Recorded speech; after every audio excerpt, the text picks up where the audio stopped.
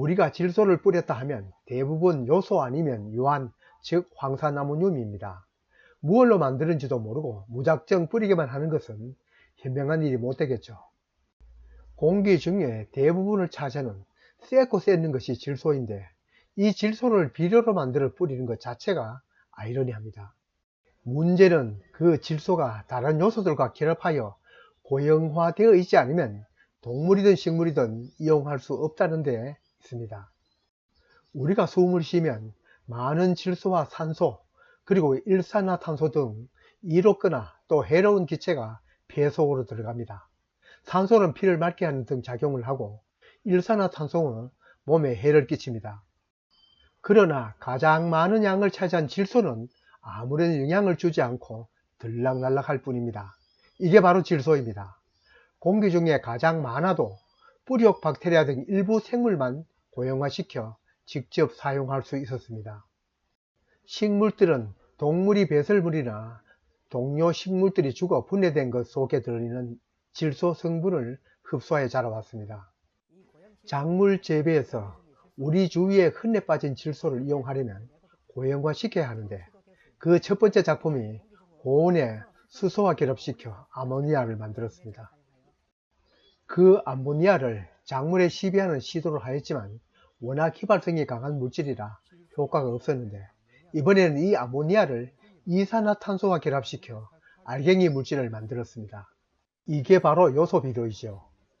또 한 방법으로는 아모니아와 황산을 결합시켜 황산아모늄 비료를 만들었습니다.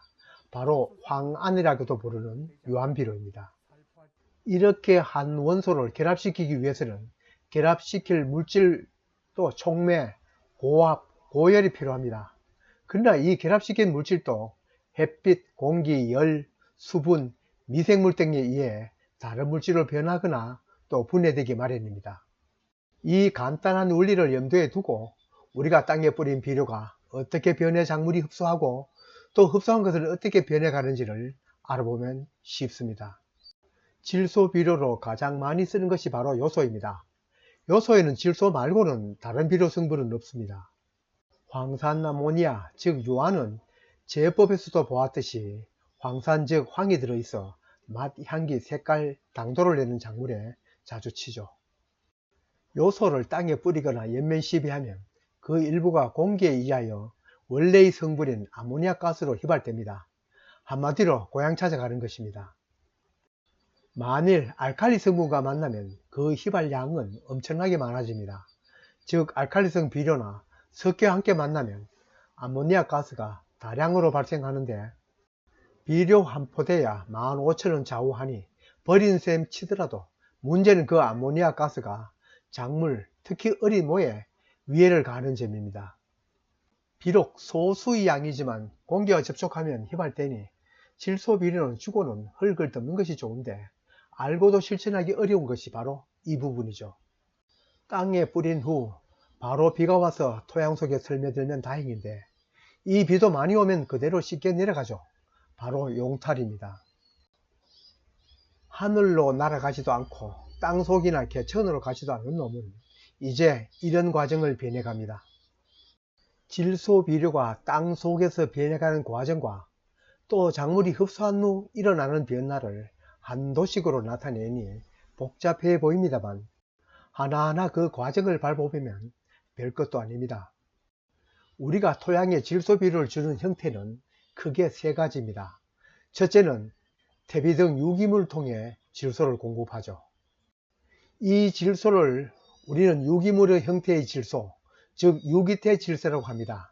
이 유기태 질소는 작물이 바로 흡수를 하지 못하니 유기물 속에서 분해되고 또 땅속 미생물에 의해 무기 형태의 질소인 암모니아태 질소로 바뀌어집니다. 아시는 분은 아시겠지만 여기에서 유기물이란 동물이든 식물이든 생명체에 의해 만들어진 물질로, 분자 구조에 보면 C, 즉 탄소가 들어있는 것이 특징입니다. 물론 다이아몬드는 아니고요. 무기물이란 유기물이 아닌 물질로 당연히 탄소가 없죠. 탄소 이놈이 생명체를 이루는 중요한 소스입니다. 이 아모니아태 질소를 작물이 뿌리를 통해 흡수합니다.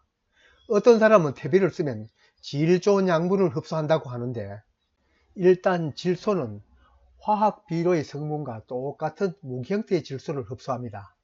그러니 탭이든 화학 비료이든 작물이 흡수하는 것은 똑같습니다.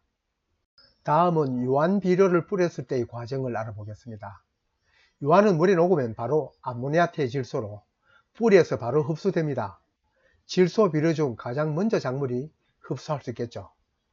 물론 나중에 얘기할 질산태 질소 비료도 빠릅니다만 요소도 빠른 편인데 이놈은 그놈보다 더 빨리 흡수합니다. 그러니 유한을 시비할 때는 더 자주 조금씩 시비하는 것이 좋겠죠. 우리가 가장 많이 쓰는 요소의 질소 형태는 요소태, 즉 아미드 형태의 질소라고 합니다. 이 형태의 질소로는 뿌리가 흡수할 수 없답니다. 아미드태 질소는 토양 속에 녹아 곧바로 아모니아 형태의 질소로 바뀌어 비로소 흡수됩니다. 이 아모니아태 질소는 토양 속에 오래 머물지 못합니다. 용탈이 되어지냐고요? 비가 오면 물론 그런 점도 있겠죠. 토양 속 미생물에 의해 아질산 형태의 질소로 바뀌어집니다. 아질산은 질산을 아류라고 보면 알기 쉬울 것 같습니다.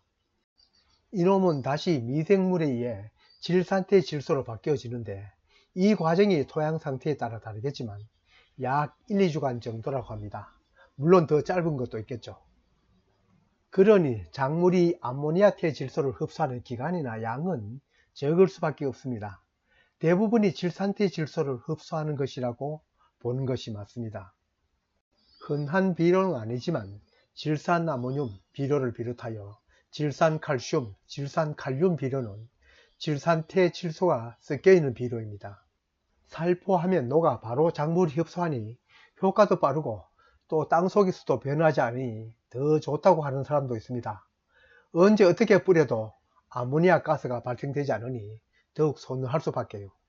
미리 말씀드리지만 이 세상에서 다 좋고 다 나쁜 것 따로 없습니다. 앞으로 변할 게 없는 질산태 질소도 흠결이 있습니다. 토양에 흡착되어 있지 않고 빗물에 쉽게 씻겨집니다. 이 이치를 알려면 음이온, 양이온 이야기가 필요합니다. 토양은 음전기를 띤 음이온입니다. 당연히 양이온 물질과 잘 흡착되겠죠. 같은 것끼리는 밀어내고 다른 것끼리 서로 당기니까요. 그런데 질산태 질소는 음이온입니다. 앞에 놓은 아모니아태 질소는 양이온이어서 토양에 찰싹 달라붙지만 미생물이 가만히 두지 않죠. 이래도 저래도 토양 속에 질소가 머물 수 있는 환경은 아닙니다. 그래서 질소 비료는 후에 추비를 해야 합니다. 주눅이 있지 못하고 왜 그럴까요? 그 해답은 앞에서 얘기한 토양이 자신들의 고향이 아니기 때문입니다. 질소의 고향은 공기입니다. 다른 비료 즉 인산이나 가리, 마그네슘, 붕소의 고향이 암석 즉 토양의 것과는 대조적입니다.